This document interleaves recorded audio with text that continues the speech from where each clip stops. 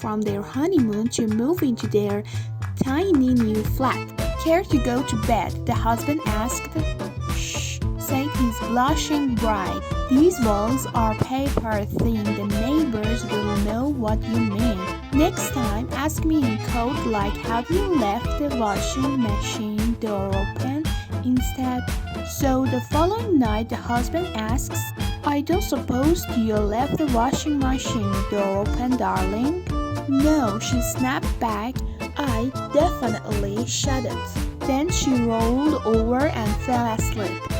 The next morning, she woke up feeling a little frisky herself, so she nudged her husband and said, "I think I did leave the washing machine door open after all." "Don't worry," said the man. "It was only a small load, so I did it by hand." An old man, Mr. Smith, was living the last of his life in a nursing house. One day he appeared to be very sad and depressed. Nurse Lisa asked if there was anything wrong. "Yes, Nurse Lisa," said Mr. Smith. "My private parts died today and I am very sad." Knowing her patients were forgetful and sometimes a little crazy, she replied, "Oh, I'm so sorry, Mr. Smith. Please accept my condolences." The following day, Mr. Smith was walking down the hall with his private parts hanging out of his pajamas when he met Nurse Lisa. "Mr. Smith," she said, "you shouldn't be walking down the hall like that. Please put your private parts back inside your pajamas."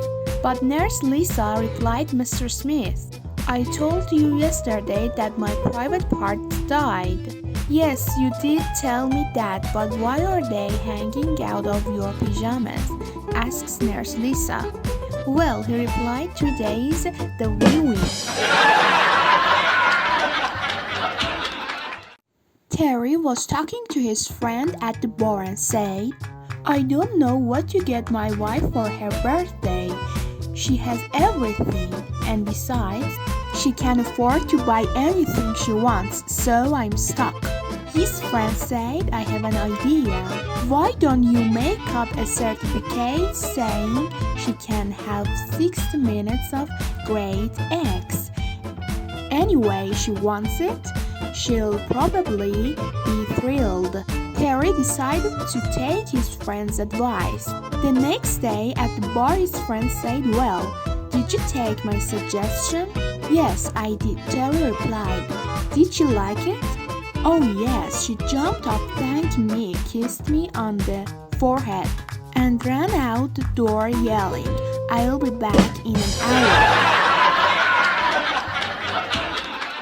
Two woman friends had gone out for a girls' night out and had been decidedly over enthusiastic on the cocktail.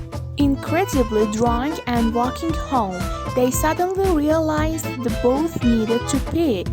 They were very near a graveyard and one of them suggested they do their business behind a headstone or something.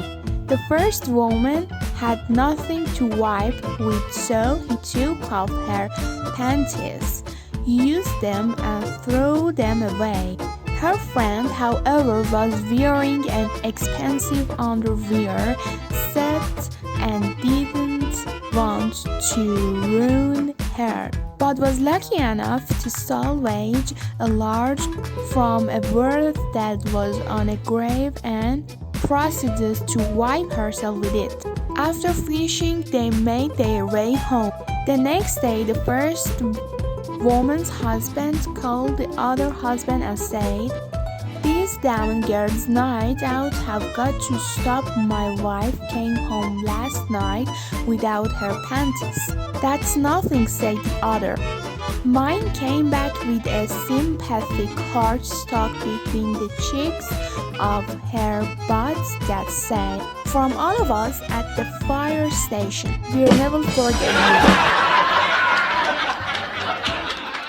A woman with no clothes jumped into a taxi.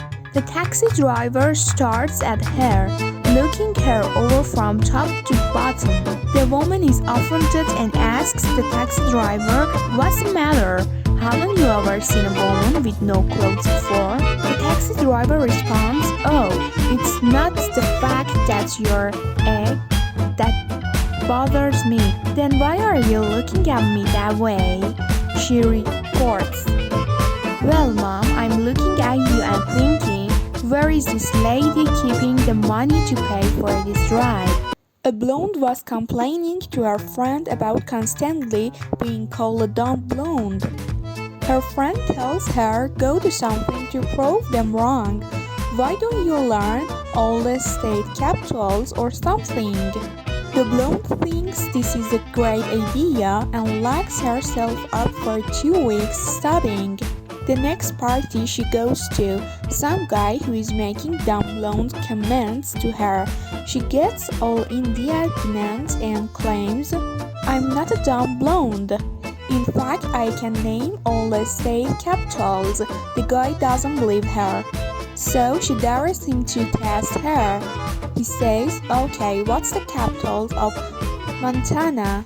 The blonde tosses her hair in triumph and says, "That's easy. It's M."